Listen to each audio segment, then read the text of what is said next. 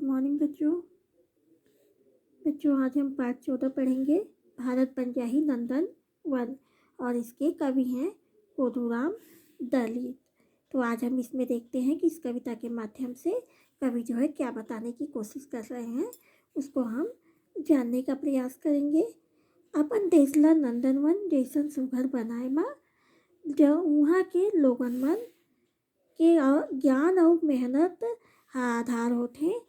असली ताकत मेहनत करैया किसान और मजदूर होते। जब तक आलस ला नहीं छोड़ी तब तक वहाँ रहैया मन आगू नहीं बढ़ सके। जनता के दुख पीड़ा हरे माँ खुद के मेहनत और विश्वास होते। किसान और मजदूर चाहे त खंडहर तको रंग महल के समान बन जाही। कविता में कवि ह देश के जवान मन ले, मजदूर और किसान मन ले आलस छोड़ के मेहनत के बात कहे हैं। तो बच्चों इसमें इस पाठ में जो है ये बताया जा रहा है कि अपने ज्ञान और मेहनत के बल पे क्या कर सकते हैं, हम अपने देश को नंदनवन के जैसे सुंदर बना सकते हैं, है ना। तो बच्चों इस पाठ में जो है ये बताया जा रहा है, कवि जो है कह रहे हैं कि देश के जो युवा हैं यानी कि जो यहाँ के जवान हैं, यहाँ के किसान हैं और यहाँ के जो मजदूर हैं, वो सभी आलस को छोड़कर मेहनत करने की ओर जो है आगे बढ़ें, ठीक है। और कवि जो है ये भी कह रहे हैं कि इनके हाथों में हमारे देश की जो असली ताकत है वो इन्हीं लोगों के हाथ में होती है। इन्हीं के माध्यम से हमारा देश आगे बढ़ता है। किसके? मजदूर, किसान और जवान बच्चे जो होते हैं, जवान व्यक्ति जो होते हैं, इन लोगों के माध्यम से ही हमारा देश क्या होता है, आगे बढ़ता है। तो इनको जो है कवि ये कह रहे हैं कि ये सभी लोग क्या करें, आलस को छोड़ करके और अपने देश को आगे बढ़ाने का काम करें, कर्म करने का काम करें। यही लोग जो है क्या कर सकते हैं, जनता के लोग हैं उनके दुख और पीड़ा को, उनके कष्ट को खत्म कर सकते हैं। अपने ज्ञान और मेहनत के बल पे ये लोग अपने ही देश को नंदनवन की तरह एक सुंदर देश जो है बना सकते हैं। स्वर्ग की सुंदर जैसे वाटिका बना सकते हैं, एकदम खूबसूरत दिखने वाला, है ना। स्वर्ग से सुंदर भी वाटिका तैयार कर सकते हैं यानी कि बगीचा तैयार कर सकते हैं। तो इन जो युवा वर्ग है, जो जवान बच्चे हैं, जो जवान लोग हैं, उनको क्या कहा जा रहा है कि आप लोग आगे बढ़िए, आलस को छोड़िए और अपने देश को आगे बढ़ाने का प्रयास करिए। उन्होंने जो है यानी कि कवि जो है वो क्या कह रहे हैं, युवाओं की तुलना जो है किससे की है, भीम, भागीरथ और महावीर जैसे बलशाली जो व्यक्ति थे, हमारे देश के जो लोग थे, अच्छे अच्छे लोग, उन लोगों से युवाओं की तुलना की है कि उनके जैसे कर्मठ बनो, उन्हीं की तरह बलशाली बनो। तो इसका मतलब ये है कि इसमें मेहनत की बातें कही गई हैं। मेहनत करने के लिए बताया जा रहा है कि मेहनत करके किस तरीके से आपको आगे बढ़ना है।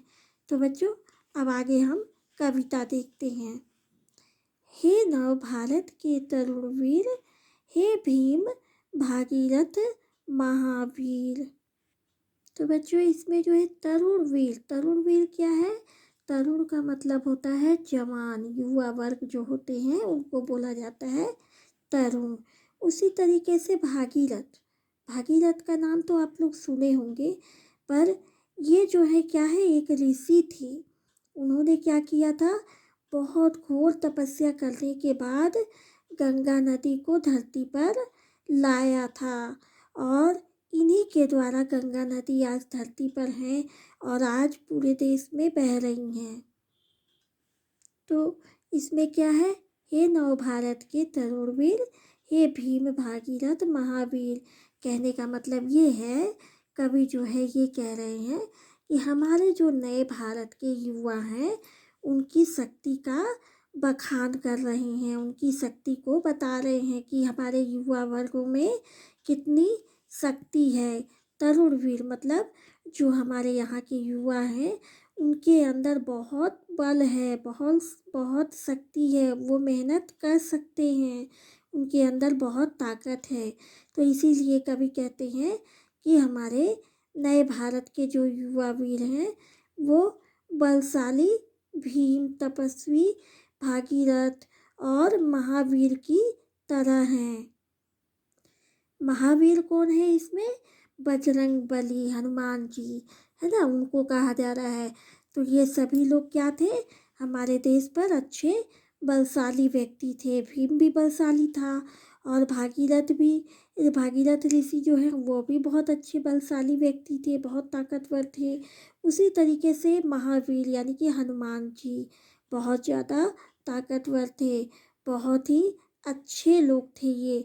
तो इसीलिए इनसे युवाओं की तुलना की जा रही है और उनको ये कहा जा रहा है कि हमारे देश के जो भारत के युवा वीर हैं वो क्या करें, इनकी तरह बने, जागो, अपने देश के लिए जागो, कुछ करने का प्रयास करो, मेहनत करो।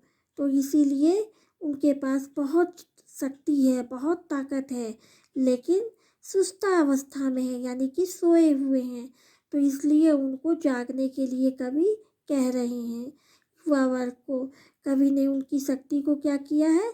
जागृत करने का प्रयास किया है, जगाने का प्रयास किया है।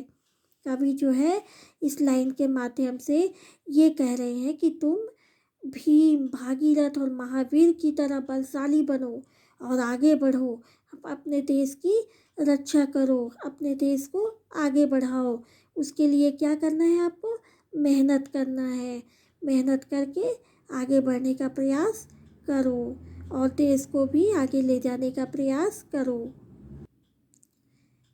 जन भूला अपन पुरुषार्थ बल, खंडहर मारा जब रंग महल।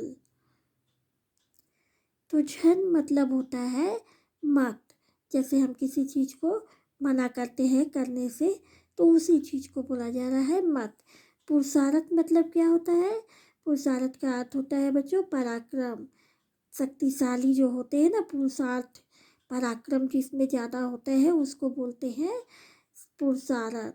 उसी तरीके से खंडहर, खंडहर क्या है? जो पुराना चीज़ होता है, पुराना महल होता है और वो उसमें कोई व्यक्ति रहता नहीं है, उसको क्या कहते हैं? खंडहर। उसी तरीके से रंग महल, रंग महल क्या है? रंग महल जो है वो आमोद और प्रमोद के लिए जो बनाया गया महल होता है। तो इसमें क्या कह रहे हैं? झन भूला अपन पुरुषार्थ बल, खंडहर माँ रजब रंग महल। तो इसमें कवि कह रहे हैं कि युवाओं को, कि युवा वर्ग जो है, युवा बच्चे जो हैं वो क्या करें? अपने पुरुषार्थ, अपने पराक्रम को मत भूलें, अपनी ताकत को मत भूलें और अपनी ताकत और लगन से खंडहर को भी रंग महल बना दें। यानी कि उनमें इतनी ताकत है, वो खंडहर जो है, कोई चीज़ अगर ख़राब हो, खंडहर का मतलब क्या होता है? जो पुराना, जो गिरा हुआ, जो यूज नहीं होता है, जिसका इस्तेमाल नहीं किया जाता है और टूटा फूटा जो महल होता है उसी को खंडहर बोलते हैं। तो इसमें यही कवि कह रहे हैं कि युवा जो हैं वो क्या करें? अपने पराक्रम को ना भूलें और अपनी ताकत और लगन से क्या करें? खंडहर को भी रंगमहल बनाने की कोशिश करें, उसको भी एक खूबसूरत भवन बना दें। यानी कि टूटे घर को बसा दें और उसे अपने श्रम से, मेहनत से रहने के लायक सुखमय जो है बना दें। तो सुखमय मतलब अच्छा बनाते हैं, उसको इतना अच्छा बनाते हैं कि वो रहने लायक हो जाए, लेकिन उसके लिए क्या है? कड़ी मेहनत करनी पड़ेगी। तो इसी प्रकार से उसको, युवा वर्ग को आगे आने के लिए कह रहे हैं और जितना अच्छा से अच्छा हो सके हर चीज़ को ठीक करने का प्रयास युवा वर्ग करे। ये राज तोड़े सरकार तोड़, ये दिल्ली के दरबार तोड़। तो बच्चों यहाँ पर कवि जो है कह रहे हैं कि यह राज्य यह सब कुछ तुम्हारा है, यह सरकार तुम्हारा है, क्योंकि हमारे भारतवर्ष में क्या है, प्रजातंत्र होता है और यहाँ की प्रजा ही क्या करती है, सरकार को चुनती है ना। सरकार चुन करके बनाती है, तो ये सरकार भी तुम्हारी है, ये राज्य भी तुम्हारा है, सब कुछ तुम्हारा है, तो तुम क्या करो, आगे बढ़ो।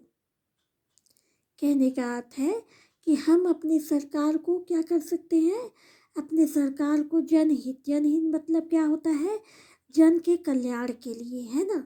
तो हम अपने सरकार को अपने जन के कल्याण के लिए या फिर व्यक्तियों के कल्याण के लिए, मनुष्यों के कल्याण के लिए बाध्य कर सकते हैं। हम कोई भी कार्य करवा सकते हैं सरकार से कह करके।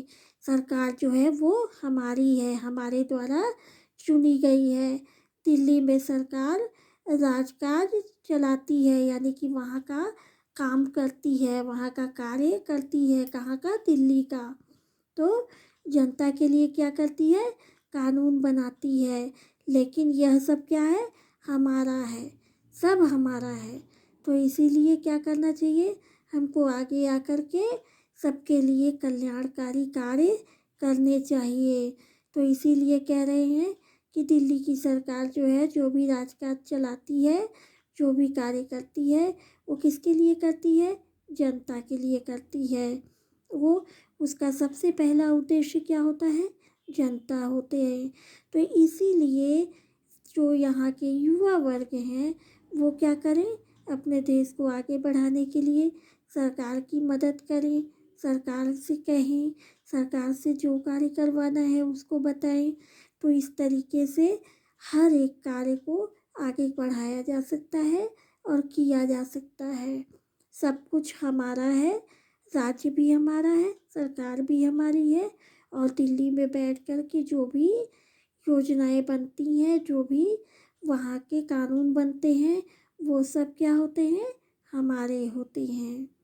ठीक है बच्चों, तो आज हम लोग इतना ही पढ़ेंगे, फिर अगले वीडियो में हम लोग पढ़ेंगे।